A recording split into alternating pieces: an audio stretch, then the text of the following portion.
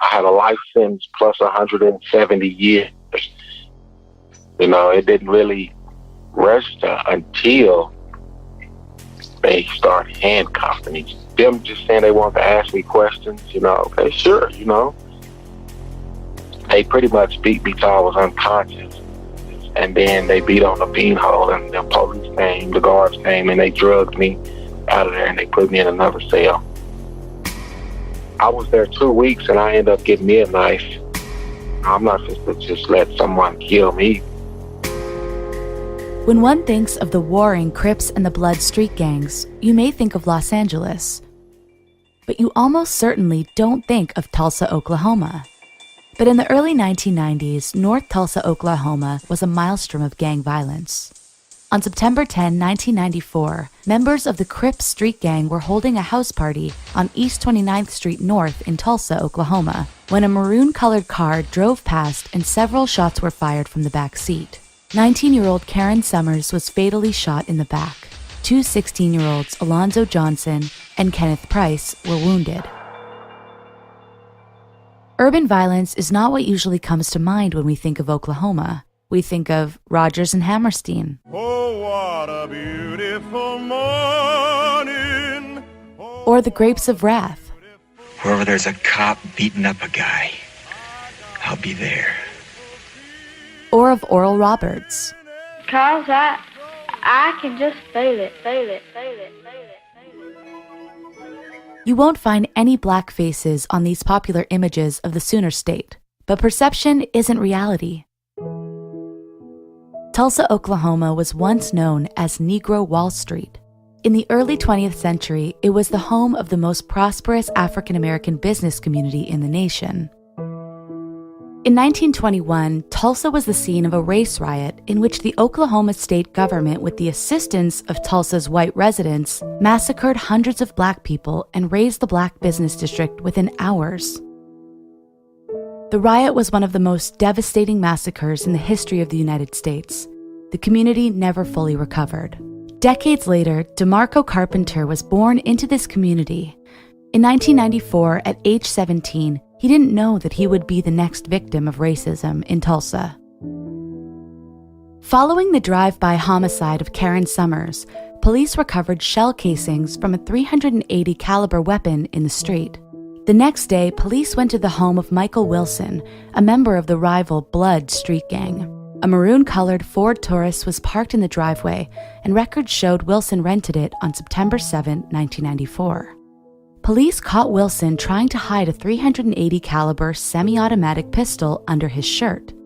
Wilson was arrested after he said he was the only person to have driven the car and that he did not loan the gun to anyone else. Despite his statement, they also arrested 17-year-old DeMarco Carpenter and 17-year-old Malcolm Scott, both of whom were associated with members of the Bloods gang. Police suspected Scott in another unsolved murder committed before the murder of Summers. Here is how DeMarco remembers that day. In September of 1994, I was questioned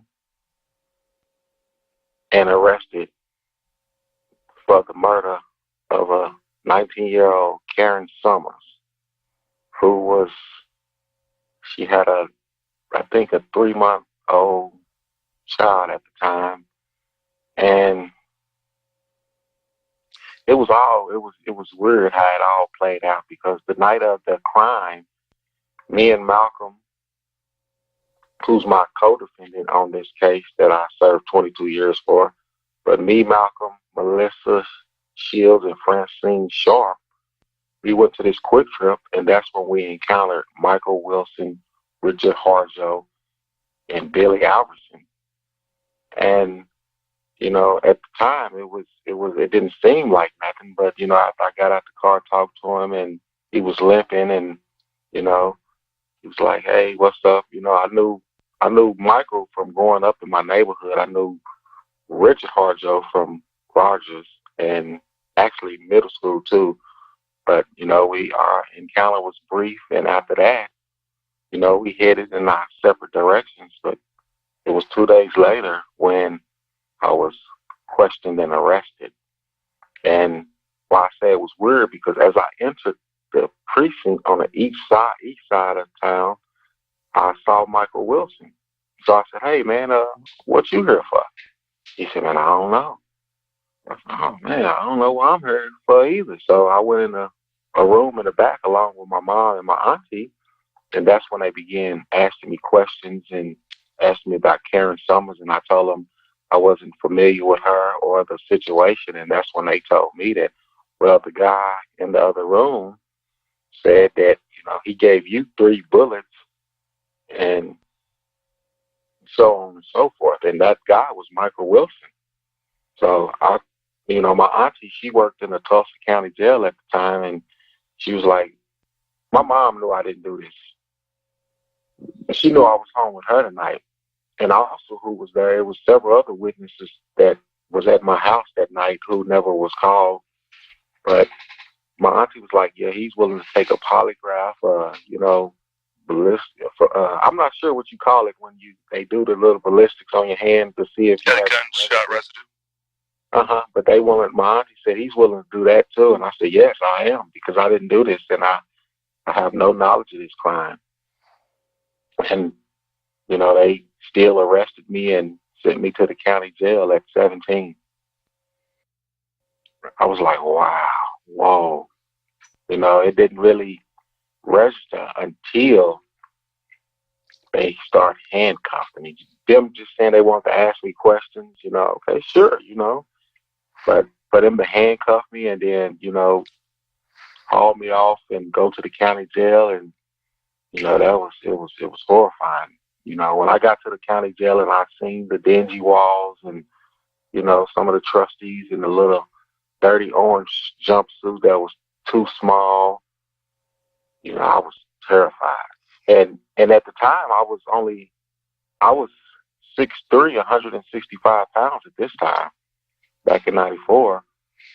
And I also had a colostomy bag because I had got shot 10 years prior to being arrested. On September 13, ballistics testing linked a bullet recovered from Summers' body to the gun confiscated from Wilson. Police told Wilson that they believed Scott and Carpenter were responsible for the shooting.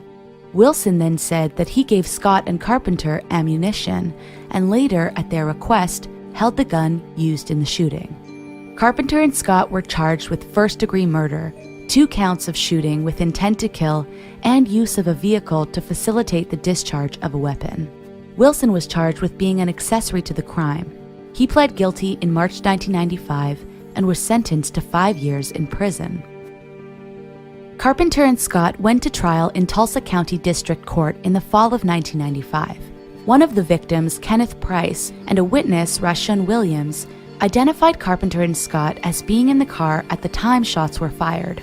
Wilson testified that he was not in the car, but gave them bullets prior to the shooting and later hid the gun for them. On November 9, 1995, the jury convicted Scott and Carpenter of all charges. They were sentenced to life in prison plus 170 years. He was sent to the Oklahoma State Penitentiary, nicknamed Big Mac, and located in McAlester, Oklahoma. The prison had been the scene of riots and was known for its daily violence. Yes, everyone goes to McAlester because of your time. I had a life sentence plus 170 years. So because of that life sentence, they sent me to McAlester. And when we pulled up to McAlester, it looked like that. It was worse than what the visions and the pictures that I see in the movies. It was worse than that. The prison itself looked like that. It was late at night, and just so happened someone was being executed. So the prison was really, really quiet as I'm walking down this run, being led to my cell, where it was actually a bathroom with some bunks in it. But as I'm being led to this cell, it was really quiet. I did see a guy that I knew from the street, so that kind of made me feel a little bit better. But the prison itself looked like that. Was it a scary experience, bro? Yes, it was to me. It was scary because I didn't know. I went to the county at 17. At 18, I had got I had a birthday in prison too. I mean, in Tulsa County Jail. So when I was 17, right, because of this case, who this case was, the guys, Karen Summer, she had relatives who was well-known Crips. They was OGs from Hoover.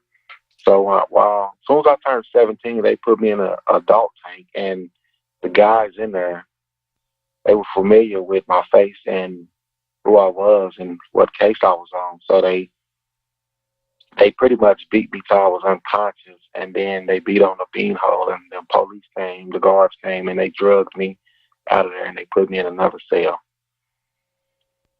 So I'm at McAllister. I'm 19, and I've never been in trouble. I have never been arrested. So to be in prison for a crime that I didn't do and have a life in 170 years, it was horrifying. So what kept you strong? To my stomach.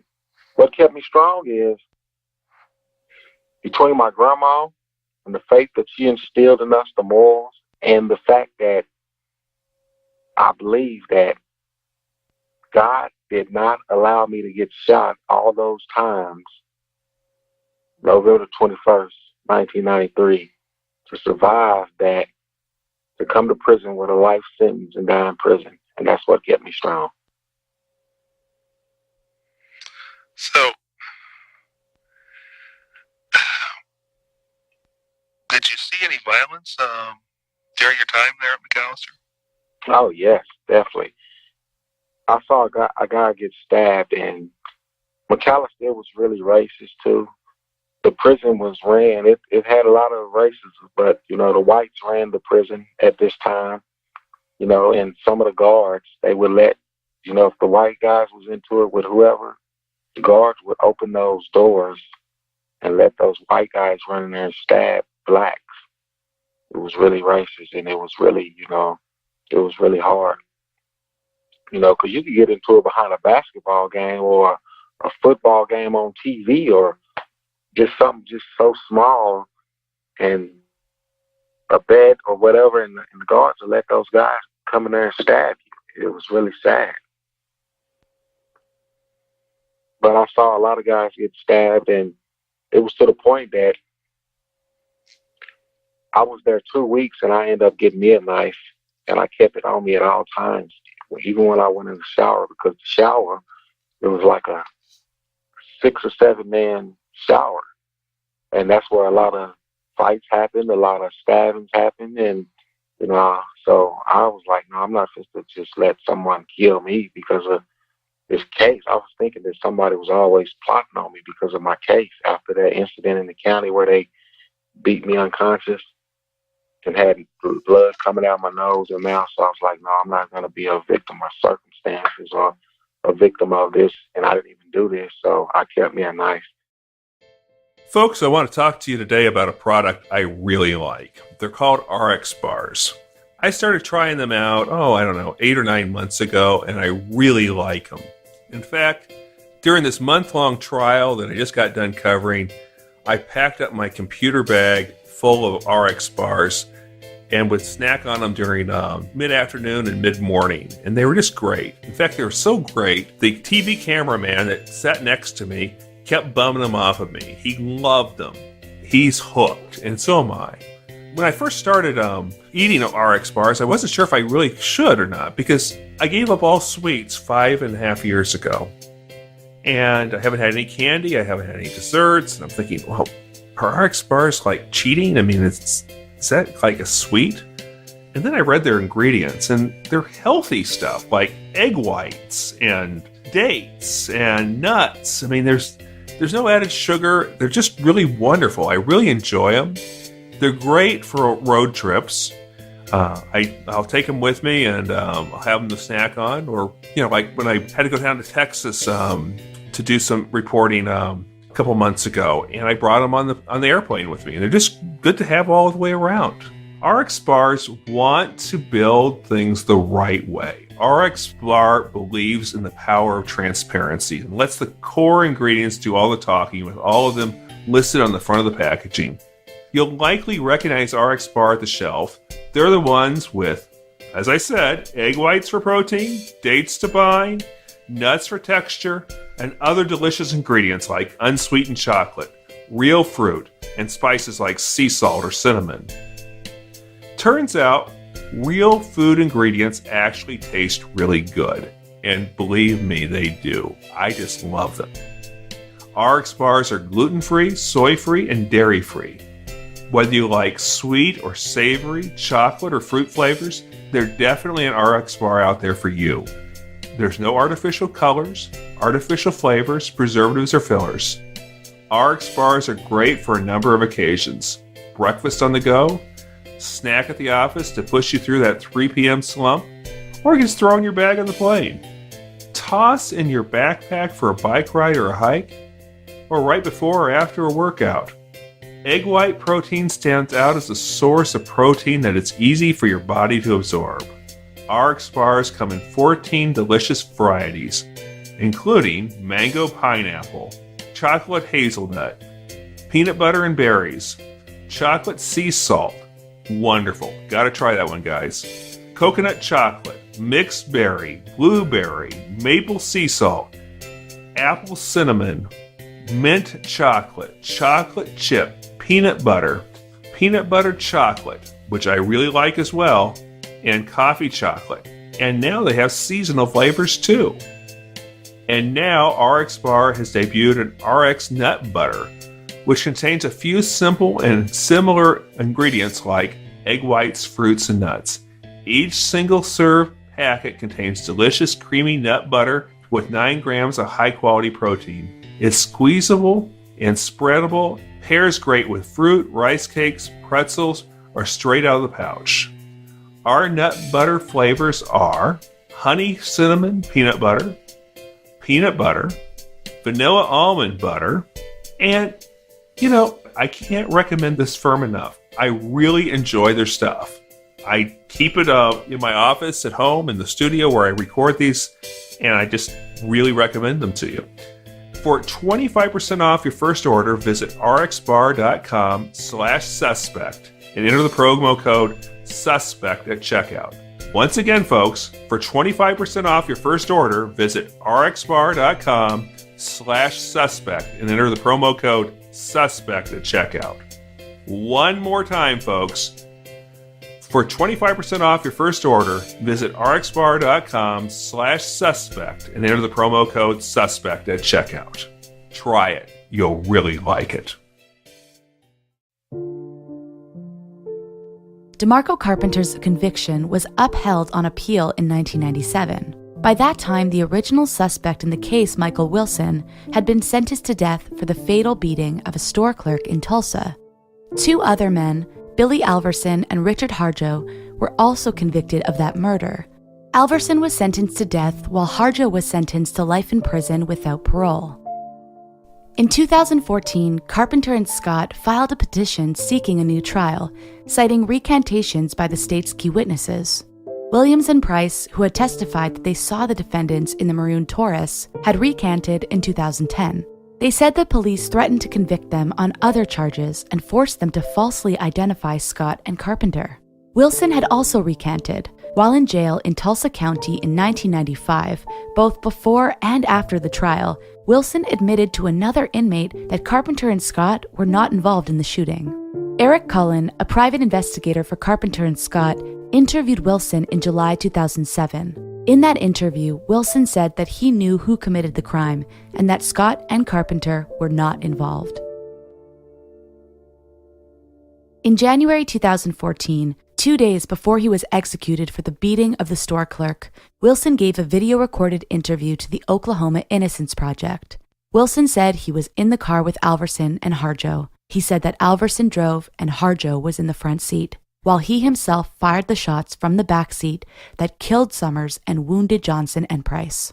Wilson said the shooting was in retaliation for an earlier incident in which members of the Crips street gang had shot him in the leg a few days earlier.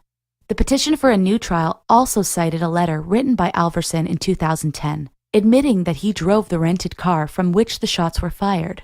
Alverson was executed on January 6, 2011, for his role in the store clerk murder. Harjo testified at a hearing on the petition for a new trial, that he was in the car with Alverson and Wilson, and that Wilson fired the shots. In May 2016, Tulsa County District Court Judge Sharon Holmes granted the petition, vacated Scott's and Carpenter's convictions, and declared them factually innocent. On May 9, 2016, Scott and Carpenter were released on bond. The prosecution appealed. On November 10, 2016, the Oklahoma Court of Criminal Appeals upheld Judge Holmes' ruling, stating that the state's case at the trial was weak and the evidence and circumstances that have been developed and presented to the trial court do nothing to strengthen the state's position. In July 2017, Scott and Carpenter filed a federal civil rights lawsuit against Tulsa and two former detectives. Well, folks, we're joined today by Brooke Giddings, a friend of mine who produces several podcasts. What podcasts do you produce these days? These days, I host A&E's Cold Case Files, the podcast. So like the TV show, podcast version. It comes out on Tuesdays. And actually, the new season's coming out next week. And then I host, produce, and everything, the podcast Convicted, except for the music. And the first season was wildly popular. It was about a guy named Richard Nicholas. And he actually had Christina Gutierrez as an attorney the year before Adnan Syed did. So it was such an interesting experience. But currently, season 2 of Convicted is DeMarco's story. And DeMarco was wrongfully convicted and he was exonerated. But I'm a social worker. And so what's important to me is the why. Why did this happen? Why did this happen to DeMarco? You know, what were the influences? So it's kind of an exploration into the factors that led to his wrongful conviction. You and I are kind of an anomaly within the true crime movement. Yes. In that we are ones that look at wrongful convictions. I mean, with this podcast, obviously, we investigate wrongful convictions, and then in between seasons, we profile exonerations. And there's not very many people doing that these days, is there? Yeah, I think that I think it's not sexy enough. True crime is so popular right now, but people tend to like the gory, mysterious details. Do you know what I mean? Yeah, I know exactly what you mean. You know, I met DeMarco at the Innocence Conference in Memphis, what was it, April? And he just struck me as a super nice guy. I didn't get a chance to talk to him for very long, but I really liked him. And then, of course, I interviewed him earlier this week and just struck me as a very nice person. And he's also 6'5" and 200 pounds, 250 pounds, whatever. So he's huge. So he looks intimidating. But the minute he opens his mouth, you know that he's like this giant teddy bear. He's such a nice guy. Yeah, we were about the same size. I kind of felt for you, Brooke. You were sitting in between the two of us at the conference, these two great big men. But you know what? I'm small but mighty. Yeah, there you go. Tell me about DeMarco's case, because you told me something that was interesting the other day. You said, I know DeMarco's case better than he knows his case. I do, actually. So I also met DeMarco at the Innocence Conference, but not last year, the year before in San Diego. And he told me that he wanted to do an interview on Actual Innocence, the podcast. So I called him and I interviewed him, and he just has this charisma about him. And he's so nice and cooperative. And I was like, DeMarco, do you want to be my co-host? And he was like, okay. And so DeMarco co-hosted Actual Innocence with me for a while. And then he was like looking for ways to get his story out there, but he was kind of lost. Do you know what I mean? He was like, oh, maybe I could pay someone to do a documentary. And he has a book in progress. And I said, DeMarco, I don't know how to make a documentary, but I can make a long form podcast that's kind of like an audio documentary. And then, you know, I had told him about season 1 of Convicted and how it all worked out. And he was like, okay, let's do it. I said, the worst that can happen is I will lose money. So, like, I mean, what could it hurt? So we are creating this long form podcast about DeMarco's story. And it's been such an enlightening experience because I went to Oklahoma, where DeMarco's from, and I met his family. And they were the nicest people I have ever met. I spent, I think, 3 days there. And that entire time I was there, no one I was with looked like me, but I never felt like an outsider. Well, that's cool. Actually, DeMarco, when he was 15, was shot in the stomach. And the doctors told his mom he was going to die. And obviously he didn't. But he grew up on the north side of Tulsa, which at that time, it had lots of gangs. And everybody was either in a gang or knew somebody in a gang, or you had friends who you didn't stop being friends with because they joined a gang. So there's a lot of gang associations going on. Now, was DeMarco part of a gang? DeMarco was associated with a gang, but he was not a member. Okay. Tell me what the difference is. Right. Okay. So spoiler alert for Convicted Season 2, Episode 2. I interviewed like 10 gang members. And I equated it to this. The average age when a person joins a gang is 12 or 13. And the way you get initiated into the gang, they call it getting quoted on, is you get your butt kicked, like by other gang members. And DeMarco says that he never got initiated into a gang. However, he did get beat up by one. So he didn't, I think, this is my theory. I think it's possible that they were initiating him and he didn't know. He never asked to be part of a gang, but he had tons of friends who were part of a gang because everybody in North Tulsa was in a gang. So that's where his neighborhood was, where the Crips were. So he was associated with a lot of Crips because they were his friends. Like they'd grown up together and he wasn't like, oh, you're in a gang now, bye. He just, was friendly with them. Okay. He was a standout athlete as well at the time, wasn't he? He thinks he was. I have no evidence of that. Well, he tells me that he'd be in the NBA today if he wasn't ended up in prison. Of course, there's a lot of people who played high school basketball that thought they were going to end up in the NBA. But when DeMarco was 16 and shot in the stomach, he also almost lost his arm, and he does not have full range of motion with his arm. So I think that career option is unlikely, but at least he would have had more choices. Okay. So DeMarco has a friend named Malcolm who is a super nice guy.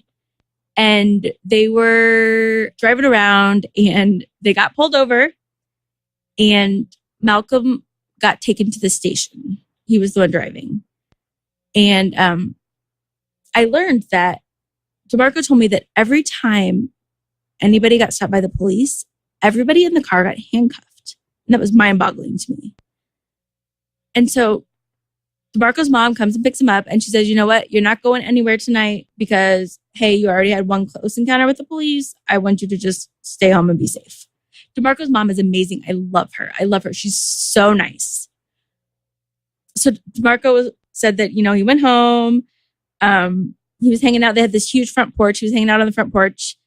And his girlfriend, or a girl he was interested in, and another girl came over. And they were talking. And then all of a sudden, Malcolm calls. He's like, Malcolm, come over now. I've got two girls here. So he was telling me, they were hanging out on the porch and they were talking to these girls. And at one point, they went to Quick Trip, which I guess is kind of like 7-Eleven.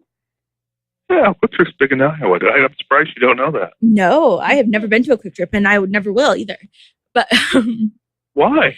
Because a lot of bad things apparently happen at Quick Trips. I've read 3 cases in Oklahoma, and they all involve someone getting killed at a Quick Trip. Oh, okay. I used to go to Quick Trip all the time when I was in college. I always thought they were kind of nice convenience stores, but okay. Maybe I would go in Iowa. Well, there you go. So they run to Quick Trip, and while they're at Quick Trip, they come across this guy that they know. His name is Mike Wilson. And Mike says hi. He tells them that he is going to, they're like, what's up? And DeMarco said, that girl in that car, that's what's up, or something like that. Like those were his exact words. And Mike told him that he was looking to get revenge on members of a rival gang. And so DeMarco got his burrito, went back home because his mom is strict. And him and Malcolm and the girls hung out until like 3 a.m. And then DeMarco's mom made him go to bed. Meanwhile, Mike Wilson, the guy they met at Quick Trip, was involved in a drive-by shooting, and he killed someone and injured 2 other people. DeMarco didn't know that this happened that night because how would he?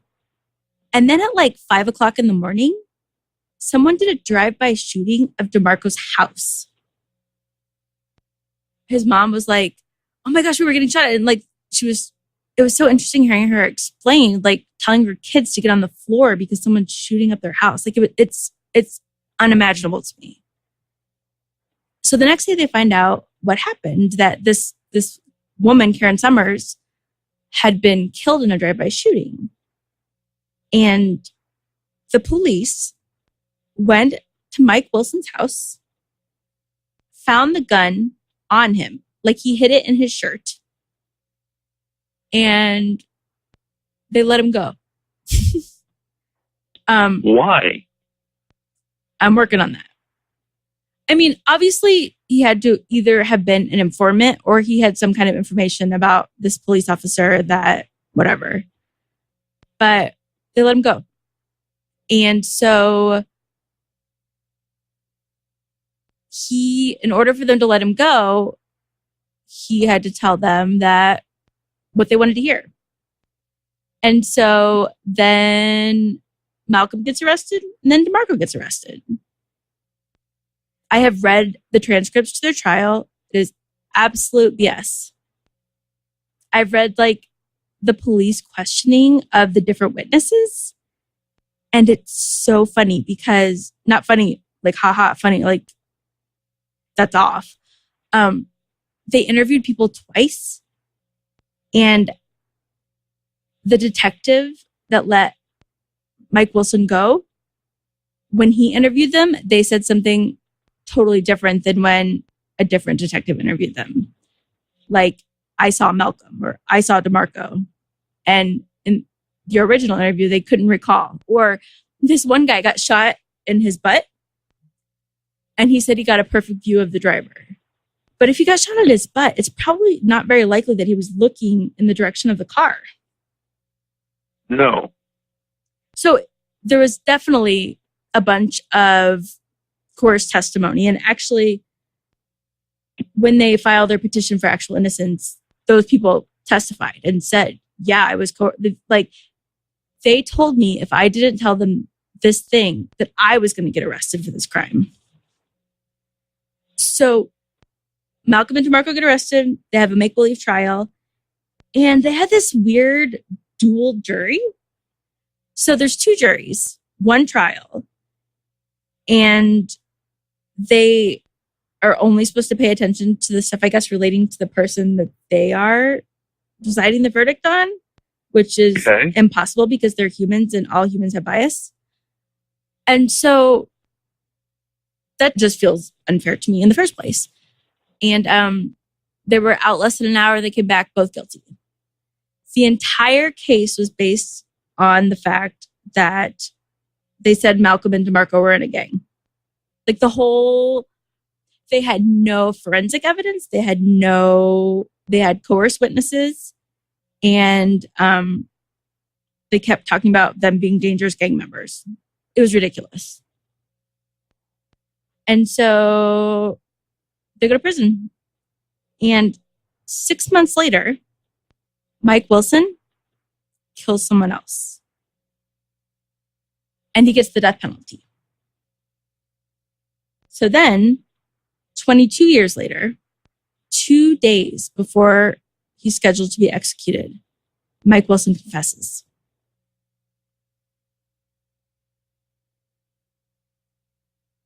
So then what? So then he got executed. So DeMarco is a letter writer. So Malcolm and DeMarco both were writing people because they didn't do it. And they felt like there had to be some way they could get out. And so they ended up connecting with an investigator named Dan Cullen, who did a lot of work for them for free. And Malcolm was represented by the Innocence Project of Oklahoma, and DeMarco had to have a separate attorney just because that's how it works. But they collaborated. And they first went in front of the 3-judge panel, and their conviction was vacated. And so then when they went back to have their trial, they didn't have a trial. I mean, the judge was like, her name is Sharon Holmes. She's an African-American judge in Oklahoma. And I've read a lot of judges' statements, and sometimes I feel like they just cut and paste. But this woman, she gets it. Like, she is one of my favorite judges to read opinions from. And she's like, there's absolutely no evidence that they committed this crime. I wish I had her exact words, because I was like, she just hit the nail on the head. And they got to go home that day. So what's DeMarco done to himself since he got out of prison? DeMarco's struggling. So I used to have a podcast called Actual Innocence. And it was a podcast where exonerees would tell their story. And it's so hard when someone goes to prison when they're 17 and comes out when they're almost 40, because they missed the evolution of technology. DeMarco was my podcast co-host, but he didn't know how to use a computer. I do everything on my computer. I pay my bills. I do my banking. I email. I record everything. Everything is electronic nowadays. And so there's a learning curve for people who missed that while they were in prison. So that's one of the things. But he wants to learn, and that's important because he is learning. All the things that you learn, in your 20s, I mean, like social interaction, life experience, how to work in professional environment, those sort of things that you would have totally missed out on. Yeah, exactly. And I have noticed it is very common for someone who was incarcerated when they were a teenager, when they come out, to still have that kind of teenage mentality. I've read that not only with people who are incarcerated being the same emotional age they were when they went in, but also with people with addictions, when the addiction manifests itself is kind of where their emotional age freezes at. Yeah, I believe that. So my degree is in mental health and addictions. Oh, really? I didn't know that. Yeah, I was a therapist before I was a podcaster. It's so interesting. I would say the right saying would be, that sounds really rewarding, but I'm tempted to say that sounds really frustrating. It is. I worked with children who had experienced pretty intense traumas, so it was hard. I bet it was. DeMarco, though, loves life. DeMarco likes to travel. He wants to see everything. He's enthusiastic. He's a hard worker. But the problem is, while the rest of us were gaining life skills, going to college, or learning some kind of trade, DeMarco was in prison. So he's got a pretty big gap on his resume there. And also, what will come into play later is those 22 years, he didn't pay into Social Security. Oh. Right. Because he couldn't. And that's a big issue with people who've been exonerated.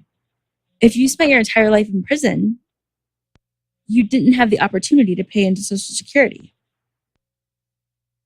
It was hard for him when he first got out, just reacquainting himself with his family. DeMarco has a touch of OCD, which I understand. He needs things to be just where they go. And OCD is an anxiety disorder. Mhm. And basically, if your surroundings are making you anxious, you control what you can control. And so he has a touch of OCD, and his wife has 4 children, and 4 children that live with them, and they're kids. And he gets so stressed sometimes. He's like, guys, it's not your fault, but please just put it back. Just put it back. So that's kind of a struggle, the OCD, but I have seen him make big strides in that. Initially, when we would record Actual Innocence, if he would make a mistake, he would have to start all the way over, like every time. And finally, I was like, you know what? You're done. Well, let me ask you, was he eligible for some sort of compensation for being wrongly convicted? Yes. He just told me the other day that he has a court date. But this is the problem with compensation for people who are wrongly convicted. If you get out of prison and you don't have anywhere to live, you're not getting, your compensation isn't coming for a couple of years. So what do you do for those 2 years? If you get compensated at all. So right now he's he's married now, isn't he? Yeah, he's married. He and his family live in Oklahoma City area. And he works in an oil field. Okay. That's hard work. It is hard work. And he loves life. Does he like what he's doing? No. No, he does not. Yeah, I can't imagine that being real fulfilling work. He actually loves podcasting. But we had a hosting issue. So we are taking a little break at the moment while we switch hosts. And I'm hoping that the second season of Convicted is successful for DeMarco. Because he really needs that boost. Well, why don't you make your pitch right now for what people should do? Okay. So, Convicted Season 1 is actually getting remastered right now. I felt like this was the time to do it while we were switching hosts. But Convicted Season 2, DeMarco's story, episodes 1 and 2 are available. And as soon as we finalize our new host, then we'll start updating them weekly again. But I learned so much from this podcast. And once I was at a meetup and this person came up to me and she goes, you know what? This is totally a compliment. Like, don't take this wrong. And when someone starts a sentence like that, you expect them to say something negative. But what she said was, I feel like I'm learning with you. She's like, I think you're an intelligent person, but I'm learning what you're learning. And that was a huge compliment. I learned that in Tulsa in the 1920s, there was a massacre of the African-American community. Tulsa used to be one of the wealthiest African-American communities in the nation. They call it the Wall Street. Black Wall Street. Black Wall Street, yeah. Yeah, and until the white people came and shut it down. And so... Strange. Our high school history teachers never told us about that, did they? They did not. And I actually, Convicted Season 2, Episode 2, starts out talking about Black Wall Street. Because I am really interested in the why. And I also interviewed, like I said, in that 10 gang members. And can I tell you, I have never felt so much respect before, ever. They were polite. They were respectful. All of the people that I talked to. And that's not what you think of when you think of a gang member. Yeah, and there's a lot of misperceptions. I early in my career I covered courts and crime, and I interacted with some gangs. And what I found was the gangs tend to be surrogate families. Yes, exactly.